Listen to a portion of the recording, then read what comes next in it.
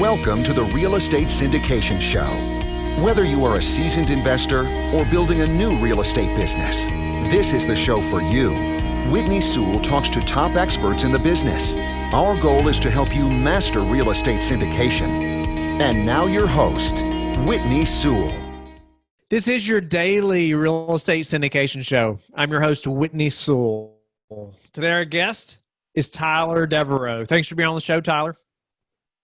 Hey, Whitney, it's a pleasure, man. Big fan of the show. Great to finally meet you in person. So thanks so much for having me on, man. It's awesome. Yeah, my pleasure. In case you haven't heard of Tyler, Tyler is driven by determination, ambition, and a fiery passion for enabling real estate investors. He's been investing in real estate for over 14 years. His desires to build relationships and continually provide services that help people experience a better quality of life. To date, he has trained thousands of students to acquire multifamily properties while teaching for David Lindahl and owning over 500 units totaling over $100 million in value, effectively spurring him to financial freedom. He's always going the extra mile to exceed clients' expectations. He is renowned for being sincere, approachable, and a straightforward nature that makes him a safety net for his clients.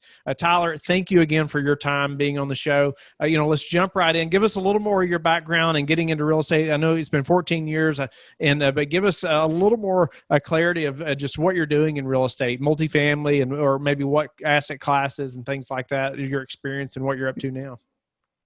Yeah, absolutely, man. So I started in the single family space, right? I feel like a lot of us do that.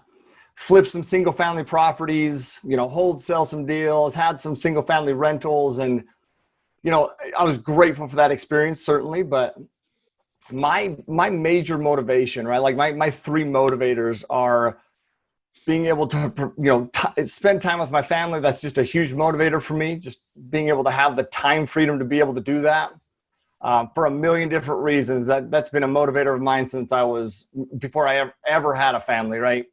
And then also just be able to provide the life that they deserve and be able to give back to others. And though I've started other businesses, right, I had an internet business and then that parlayed into, the single family space. But if it didn't hit those three, then I would look elsewhere, right? And single family space was great. Once again, grateful for it, but just a different animal, right? I felt like every time I would flip a property, I was now unemployed. And you would have to do a whole bunch of deals, and it's just a different ballgame, right? So I met Dave Lindahl. Probably 6 or 7 years ago, I guess, at this point, and went to a class of his, learned how to, acquire multifamily properties, and it just clicked. Like I just knew it, right? Like in my core, I knew that this was the route to being able to accomplish those things. And dove in head first, So since then, I've been, just extremely grateful for this business. Have a little over 100 million in assets and 1,500 units, and that's something that I never, for real, it wasn't even on my radar in the beginning. That wasn't even on my radar, right? And when you were doing single family, you probably never imagined having 1,500 units, right? No, the thought of 100 was like mind-blowing to me, right? And so you see the economies of scale, and I know you know this, right? But see the economies of scale and how it's ran like an actual business, right? With employees and people there that you can delegate things. You don't have to do everything. You can delegate things, and which is a beautiful thing because that's, helping me accomplish my goal, but it's also providing value to other people to give them employment and give them opportunities to use their skills, Yeah. So grateful for that. Wow. Well, Tyler, what's been a couple of keys, to switching from single family to large multifamily? What were a couple of things that helped you accomplish that kind of success? Training is key. I mean, it's one of the things that I've loved about, being trained by Dave and then speaking for Dave. Is just the training aspect of it, understanding different ways to approach it. For me personally, what I loved about the multifamily space was the team environment that it provided, right? Single family is it's cutthroat, right? Like, I mean, I would never tell anybody about the deals I was doing in fear that they might come and snatch them somehow, right? now, I mean, the multifamily space, there's enough room for multiple partners. And so, and that really utilizes my skill set too. I would say my biggest strengths are relationships, sales, mindset, and those things are critical. And, you think about what other people want, right? I mean, the main thing that other people want, in my opinion, we all have different goals, right? But like ultimately we all want the same things, which is just a rich, full life of joy and of meaning. And, the question I think is, how do we obtain that, right? And on the most basic level, first off, I feel like you have to define what that even means. I grew up with a single mom. She raised 4 kids, right? Worked multiple jobs. And I viewed that at one point as a disadvantage, right? I did. I mean, we didn't have wealth, right? Other people did. I looked at it as a disadvantage, but man, that just forced me to create these deep-rooted, goals, I guess, desire. I call it a purpose, a definite purpose. So we have to define that, right? And then what's helped me obtain that is learning how to sell, learning how to sell. And I know that might sound silly, but I think it's actually something that's lacking a lot in the multifamily space. We had chatted with that, about that a little bit. It's interesting. I hear that, like numerous guests, that have had success and have scaled, they come from hard beginnings, or some kind, and it's neat how that, including myself, and that's how, it just pushes you to a lot of times to be more driven. Not everyone, but a lot of times you're more driven, and push and accomplish things like you have. Let's dive into that sales, the sales and mindset a little bit. I know you've done a lot of training on that. You've helped thousands of people accomplish things, through that sales, having the right sales techniques, I assume, and mindset. And let's jump into that and help us with sales and exactly what that means in the syndication business. Yeah. First, I think that we have to understand what that even means, right? What sales means. So first, I'll tell you what sales isn't, right? Sales isn't about convincing someone or people or anyone, right, of anything, in my opinion. In my opinion, sales is being extremely conscious of what other people need, right? And I feel like it's only when we truly understand what they need that we can truly, provide value to help them get it.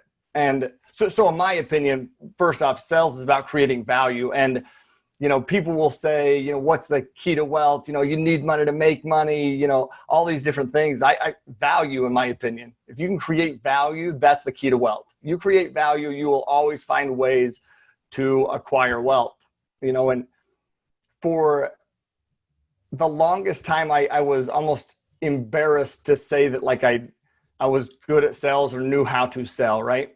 Because you think of sales, what's your first thing that most people think of when they think of sales, Whitney? What, the used car salesman? Yeah, that's totally, and I realized like people would tell me I was good at sales and I'd be like, but I don't want to be the sales guy, like I don't want to do that, But I'm going to help you understanding the principles. And this is, I really sincerely, man, I hope that I've had some conversations recently that has made me want to talk more in depth on the sales process on your show, because I just feel like it's so needed. And I hope it provides some value for your listeners. Being able to understand that process is helped me in this business more than I can ever tell you. I mean, you're catching me at a very fun time in this business as well. Me and my family moved to Maui about a year ago. That's a goal that we had, Whitney, for a long time, man, a long time. And the only way that we were able to do that is by helping other people accomplish their goals and live a better life, and by doing that, a lot of doors open. And so here's how I approach the sales process. I guess we can dive in a little bit. I mean, how I approach that sales process is first, I flip the viewpoint, right? Everyone has a different perspective, and we have to take the time to view things from the perspective of others. And that principle should relate to far more than just real estate, right? I mean, I think that the world would be a lot better place if we would all just take a second to think of things from other people's perspective. But Whitney, that's for a different podcast, a different day. Okay. We'll That could be a whole subject in its own, right? No question, man. So we'll relate it to real estate. You know, for example, when I would go to, you know, talk to an investor or talk to a broker, let's talk to a broker as an example. Instead of researching, you know, hey, what should I be asking the broker? What should I say to the broker? I would flip my viewpoint and I would research, you know, what are brokers looking for? What are they trained to look for in investors? You know, everyone needs and wants something. So what do these brokers want? What do these investors want? And then by truly understanding that, I can then cater my message to meet that narrative, right? To understand what they're looking for and show them how to do it. And the reason that works, in my opinion, is, you know, number one, it's different. You know, I mean, thinking about other people's wants and needs is genuinely, it's different. You know, most people are just focused solely on what they want, which I feel that's why I feel like 80% of investors are just out there walking around frustrated. You know, I can't find good deals. I can't find investors, and a laundry list of other things. It's because they either don't know what other people want, or they don't, you know, or they aren't thinking of the needs of other people. Does that make sense? Tyler, why don't you nail that down a little bit between like your relationship and maybe, you know, when you are looking for investors, you know, any examples there that you can give us? Oh yeah, for sure. So, you know, so we can relate it to investors, right? And we can relate it to, first off, finding investors is a different story. Once we have investors, and I don't feel like finding investors actually is the hard part. I feel like the hard part, there's a lot of people who want to invest in real estate, see the value of investing in real estate, and want to put their money to work. You know, people who have money have different problems, right? Where we feel like our problem is finding investors, their problem is finding good places to invest their money for good returns. And once I realized that, it changed my perspective too. And, you know, the more money that I have, the easier it is to raise money. And the only reason being is because I know how hard it is to find a good place to invest my money, right? So how I approach things, you know, first is understanding what their needs are, like we just talked about, right? And then showing them how we can help them get that. And that isn't, you know, manipulation, that's value creation. And like we talked about, you know, in my opinion, value is this. Value is defined as anything, you know, of worth or service that is, you know, creates joy or value for both parties, not just one, right?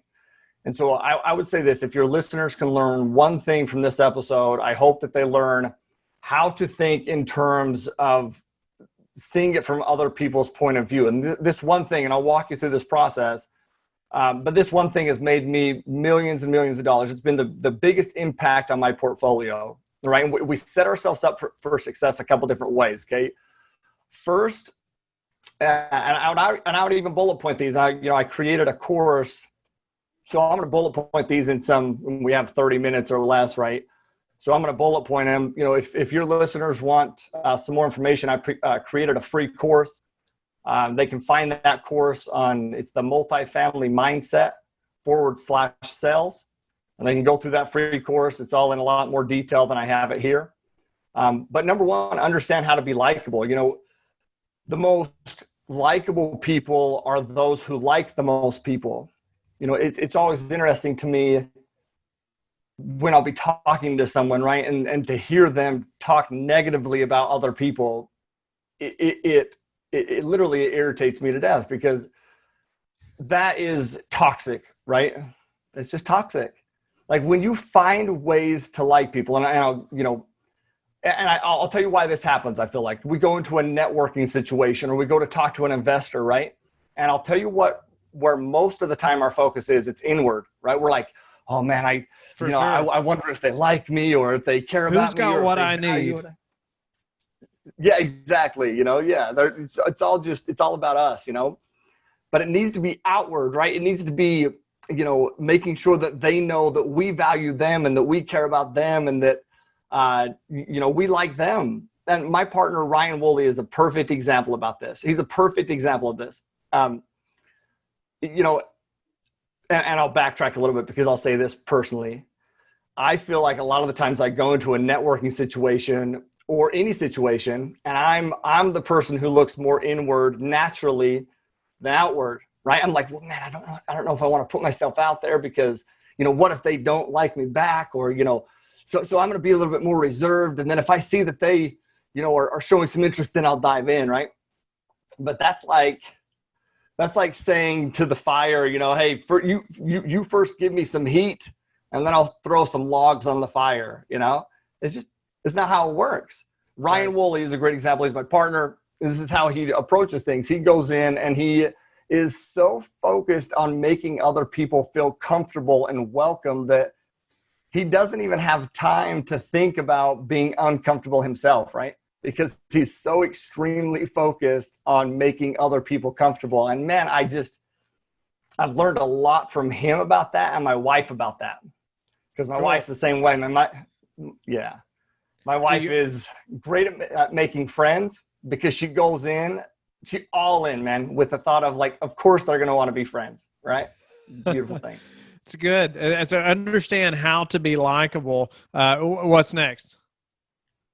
I would say control the frame. I don't know if you've read this book, but Oren Klaff has a book called Pitch Anything, where he talks about frame control. And, it's had a huge impact on me. And, in short, it's, when you control the frame, others react to you. But if you're continually reacting to other people, right, the other people own the frame. And the most important elements of this, in my opinion, are like time, questions, and then being willing to disrupt the frame. And I'll explain that, okay? So time is being in control of the time. Like a lot of the times in the beginning, we feel like we need to get on there and small talk and we don't want to like end the call or whatever it is. You have to be pleasant, but get down to business. First thing that I do on any call, whether it's an investor, a broker, or whoever, is I lay out the outline and I say, okay, first thing that we're going to do, thanks for jumping on the call. Hey, I have another call in 30 minutes. So first thing that we're going to do, I would love to know about you, your background, what you're looking for. Then I'll, tell you a little bit about myself. And then, we can get into some strategies and questions or whatever. And it puts them at ease. It shows that we've done this before. It's not our first rodeo. Even if it is our first rodeo, it just puts them at ease a little bit. And then questions, I want to ask the questions. And I come prepared with questions to ask no matter what situation that I'm going into for a couple of reasons. That's a power move, first off, right? Because you're on offense instead of defense. Yeah. And it allows you to be viewed as the prize, especially when they realize that you can solve their problem. And the only way that they're going to realize that we can solve their problem is if I know what the problem is. And the only way that I know what the problem is by asking questions and listening to what they have to say, Yeah, the more questions you can ask, the more you allow someone to talk, especially talking about themselves, the more likable you become, right? For sure. No, it's why hey, listen, let's be honest, man. That's why I love, coming on podcasts, because I just get to talk about myself the whole time. People love that shit, It's good. And then disruption. That's good. So you're gonna be in control of the time. You're gonna get down to business. I liked how you just mentioned, laying out the outline, and it kind of sets the tone for the whole conversation. And I think by doing that, it does allow you to get down to business quicker, but politely. Yes, totally. And they appreciate that. People that you're trying to raise money from, or brokers that you're trying to get deals from, they're busy. Showing that you respect their time is key. But then I feel like this third part is just key. And I would always use this, but I never really knew how to define it until I read Oren Klaff's book, the Pitch Anything book. But it's I think he calls it disruption or something, right? Being able to really push and pull, right? Like, so you show appreciation, you show interest, but if you're always trying to pull them in your direction, people begin to get anxious or, what's the word I'm looking for? Skeptical, I guess, right? You have to push and you have to pull. And I'll explain kind of maybe how I do that, but I'm not afraid to squash problems or attack the awkwardness. And I'll give you an example. We were at, our friends have a kava bar out here in Maui. And so if anybody's ever out in Maui, you got to go to Halia Kava. It's right off Kihei Road, best kava spot in all of Maui, okay? But they have this kava bar. I'm not going to try to pronounce that. Haleakala. So in Maui, there's a big mountain called Haleakala. And so they played off of that and did Haleakava, right? Kava. It's a good name. Okay. But we were there the other day with our kids. And one of the gentlemen there was going to go smoke, right? And my little boy is like, and he's saying this like more quietly to us, but like I know that this gentleman can hear. And probably, maybe he can, maybe he can't. But he's like, oh man, smoke is bad for you. It smells bad, whatever.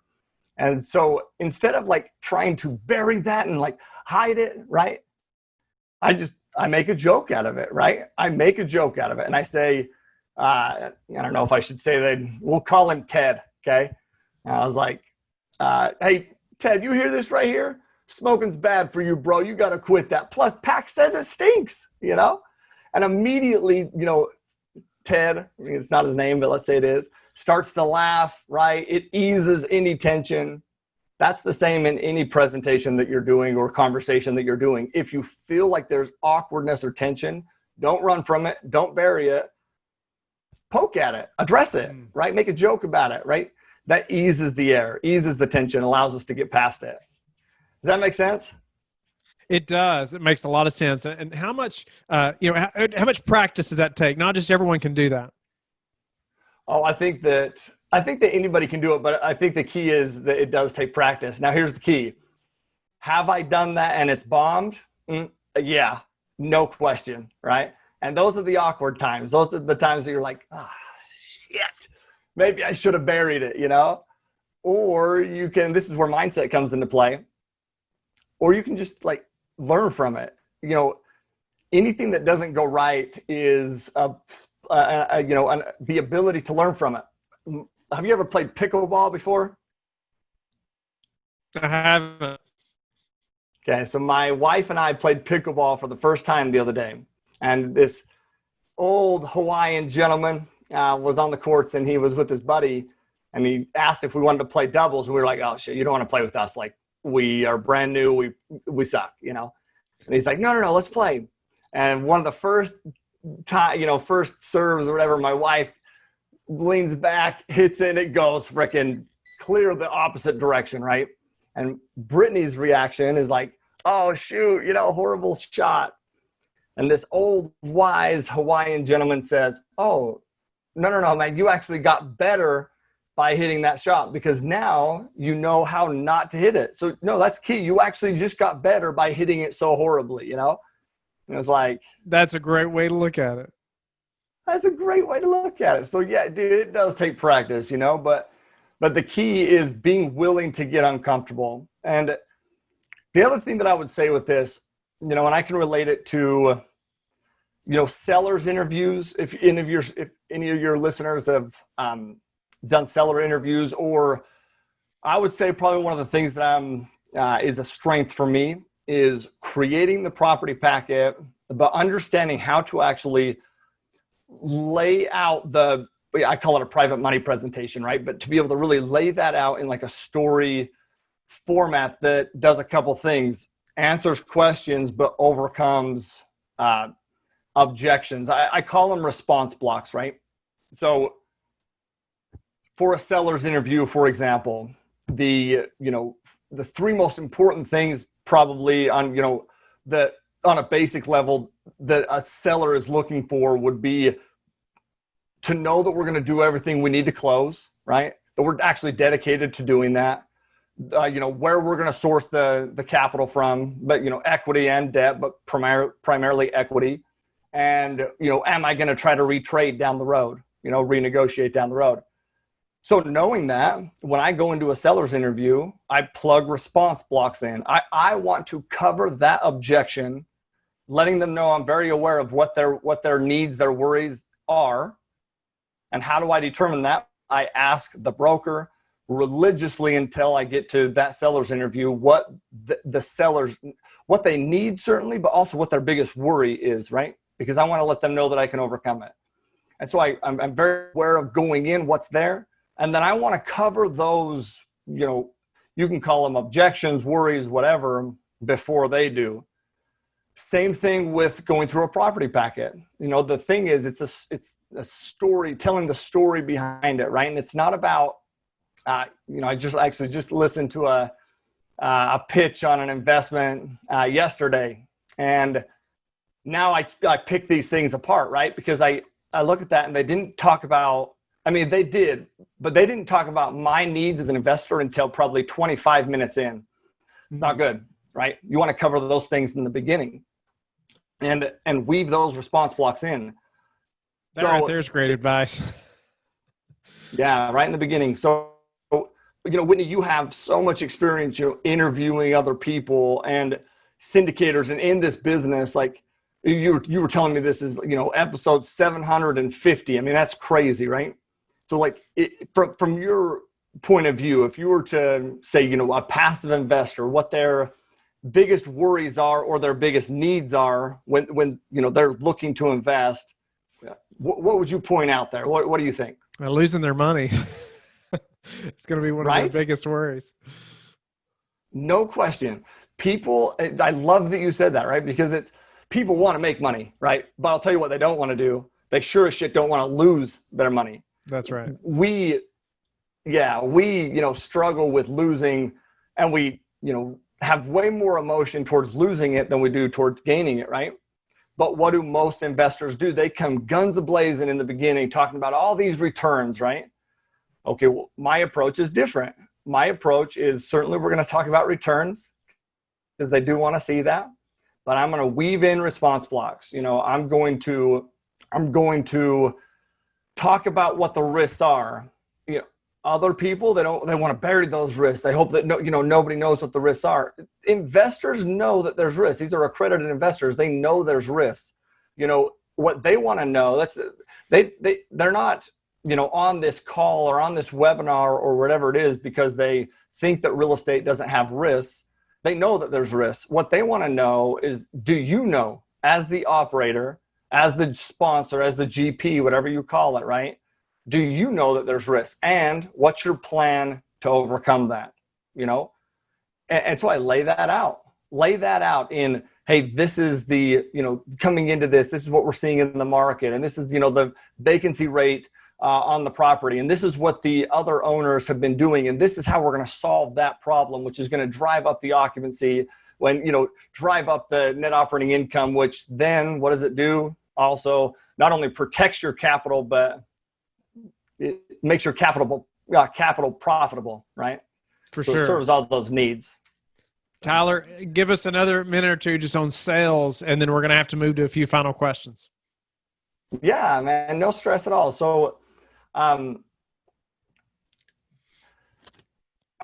think the last thing that I would say on that maybe, is just have fun with it, And actually, here's what I'm going to say. I would say have fun and believe in something, not against something. One of the first things you said in the very beginning, which I just feel like was key, was you say, a lot of the people that you talked to on this show, including yourself and myself, came from tough beginnings, right? Or didn't necessarily come from wealth, right? Well, I'll tell you what I did come from. I came from an environment of love, and I came from an environment of people who believed in me, made me feel like they believed in me, right? Which made me believe in others and made me, when I go into a situation, I'm not thinking that I'm going to fail or I'm not worried about failing, right? I believe that I can do it, but I'll tell you how I do this, Ken. This is the key. before any sales, a sales presentation, whether it's a property packet, whether I'm talking to a broker, whether I'm talking to a big investor, whatever. And I swear on my life, this is still what I do to this day, is I truly define how I want that situation to go, right? And then I have this song that I listen to that's 10 minutes long. And it's just instrumentals, right? But it's essentially meditation. And what I do is I meditation visualization. So I will literally sit down and I will visualize how I want that process to go, right? What my frame is, essentially set a clear picture of how I want the conversation to go, how I want them to perceive me. But I'll literally like visualize it, from how we start the conversation to, making them laugh at some point to, answering a question that I might feel difficult. I literally try to just visualize that process. And I'm doing that over this whole 10-minute song. And I do that multiple times, right? I put my headphones on and do that multiple times throughout the process, from start to finish, which means by the time I'm actually having that conversation, it's not my first time I've had the conversation, not in a crazy way. Might sound crazy and hippy dippy to some people, but I've had that conversation. I've practiced that conversation multiple times in my head, visualizing it before I ever do it. That's so interesting. It's almost like pre-planning a little bit, right? I mean, for the conversation, becoming more comfortable, hearing maybe some potential responses from whoever that person is. That's totally. I think it's great advice. At least if you don't do it exactly like that, either way, just plan through the conversation, have some different outcomes or what might be said. But Tyler, how do you personally prepare for a downturn in the syndication business? Yes, and I'll ask, can I say one more thing along those lines? When I'm going through the visualization process, naturally, sometimes my mind is, like they'll ask a question as I'm doing that that's negative or not, not the best, but it forces me to like reframe it in a positive way in the visualization when it's easier to do that than it is real life, which helps you to do that actually when it happens real life. But to your question, right? How do I prepare for a downturn was the question, correct? Right. What makes you ask that question? You feel like there's a downturn coming right now or something? That's my next question. I like it. How you feel about the next 6 to 12 months? Extremely excited about the next 6 to 12 months. Now, do I feel like there's a correction? Yeah. I mean, we're already seeing that right now, right? But how do I prepare for that? Once again, try to flip the viewpoint. There's so many uncontrollables in today's environment, tons of them. I mean, it's crazy actually, which makes me so grateful for the mindset stuff that I've studied before any of this stuff happened, right? Because if we continue to focus on uncontrollables, we'll drive ourselves crazy, right? So how do I prepare for a correction? How do I prepare for the next 6 to 12 months? It's the same way that I've been preparing, which is focusing on solutions, actually things that are within my control. And it's the same thing with the sales process, by the way. It's focusing on solutions. We can't, dictate what happens with the job market or the government. We can't dictate those things. We can be very educated on those topics so that we can know what the solutions are. But we have to, and same thing, I can't, dictate how an investor or a broker is going to react, but I can go in there weaponized with a plan and an actual tactical plan, not just winging it, but an actual plan when I go in, right?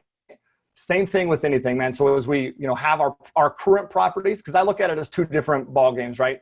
The current assets that I own and the assets that I'm about to acquire, right? The current assets that I own, it's getting creative, and it has been, we've had to get creative and change and pivot on how we handle tenant relationships and how we, provide them resources to make sure that they can, pay their rent, not just resources from us, but actually show them where they can go get government assistance, putting a program together that walks them step by step through that kind of stuff. Right. And because of that, I mean, portfolio wide, our economic vacancy it's I mean, portfolio wide, it's the same as it was, we're talking 1% or 2%, as it was last year over year, which is, speaks volumes to not me, but my team. I have an amazing team of people that I give all the credit to for that, because they're the ones who actually carried that out and come up with those solutions. And I just try to help where I can, Sure. Now, what's your best source for meeting new investors right now? For meeting new investors, I said? Mm-hmm. Yeah. So I have conversations all the time, like just having specific conversations in relation to our business. You'll drum up investor leads all the time, and that's not necessarily where I get the bulk of my investors, but I'll say something along those lines. Your elevator pitch, what's your elevator pitch? Is your elevator pitch about you and, this confusing pitch of your business, or is it about their needs, and what they want, and what they're looking for? How I approach that, for an example, is instead of going in and saying, I own, we buy multifamily apartments, that are Class B assets that have value add opportunities, syndication model. I mean, that doesn't resonate to most investors. I go in and I tell a story, hey, Whitney, suppose that you have some capital that you want to invest in real estate, but you don't necessarily want to be a landlord, or you don't, know how to even identify a good property. What I do is I realize there's a lot of people in that same ballpark. And so I oversee that process, right? I find the property and put the team in place, and I put the loan in place, and I take your capital and I partner with our capital and other people's capital, which allows us to all buy this big apartment together, and allows you, as an example, to benefit from owning real estate without all the, the headaches of owning the real estate, right? It's all about you, right? So it's how you position that. I like that. But I'll tell you, that's a nice elevator pitch right there. I think that alone is a great example for the listener, to help develop their own and be focused on who you're speaking to, and a way to turn that, or to have that conversation focused on them, really right when you get started. So Tyler, tell us how you like to give back. Great question, man. This is key to, it's actually another one of I would say my purpose, right? A bunch of ways. So I was always so grateful growing up, where I needed income opportunities, and I always wanted to be in a position to provide income opportunities, and to give back. Like, I want my kids to, and I'm answering this question. I'm just more helping understand why that's so important to me, is because a lot of people gave back to my family and to me growing up, and it's something that I was so grateful for. I was sometimes embarrassed to be on the receiving end, I'll be honest. It's a lot more fun to be on the giving end. But I always want to be in a position to do those. Just when we moved to Maui, we literally took everything in our house, man. Was 3,500 square foot house, couches, beds, TVs, entertainment center, literally everything, man.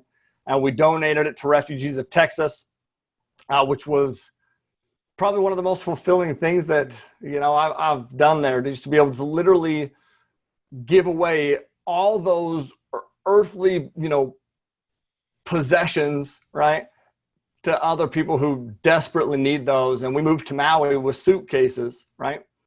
Now, obviously, financially, we have to be in a position to be able to do that, because I need Whitney, I need couches, beds, TVs, and all that shit here in Maui too. And Sure. I need it, right? But to be able to give that away was great. And then another one of our big focuses is there is an organization here in Maui, or really Hawaii as a whole, that focuses on homeless children, right? So children that are homeless, essentially. And Nice. yeah, it's actually a huge problem out here, which is crazy to me. No, that's awesome, Tyler. I appreciate you giving back in that way and giving back to us today. Just grateful for just your story, starting with single family, like I think probably many of the listeners have, and then just going through your three motivators, and I think understanding your why, and even one of those, being your give back. But then just your process of how you met David Lindahl and you took his course, but then helped him teach so many people, and you learned this business, and now 1,500 units. Congratulations to you, and just your success, but just your knowledge through the sales process. And I think helping the listener and myself better understand that, and laying out how to be likable and controlling the frame, and then being able to disrupt it a little bit, or don't always pull or push, or I remember you going through there, attack the awkwardness. I remember you saying that. It's incredible stuff. So, Tyler, thank you again. Tell the listeners how they can get in touch with you and learn more about you. Yeah. So, once again, if they want to learn more about the sales portion, once again, free course I created, the multifamily mindset /sales, free course they can go through, great information for them. And then any social media platform, my last name's spelled a little bit differently, but first name's Tyler. My last name's Deveraux, Deveraux. Any of those platforms, or just, hit me up, Tyler@mfcapitalpartners.com. Send me an email, say hello. I'd love to connect anyway, no question. And open up doors any way that I can. It's one of the things I'm grateful for is I have a lot of great, amazing connections in this business, and I'm more than willing to open up doors any way that I can. Thank you for listening to the Real Estate Syndication Show, brought to you by LifeBridge Capital. LifeBridge Capital works with investors nationwide to invest in real estate, while also donating 50% of its profits to assist parents who are committing to adoption. LifeBridge Capital, making a difference, one investor and one child at a time. Connect online at www.lifebridgecapital.com for free material and videos to further your success.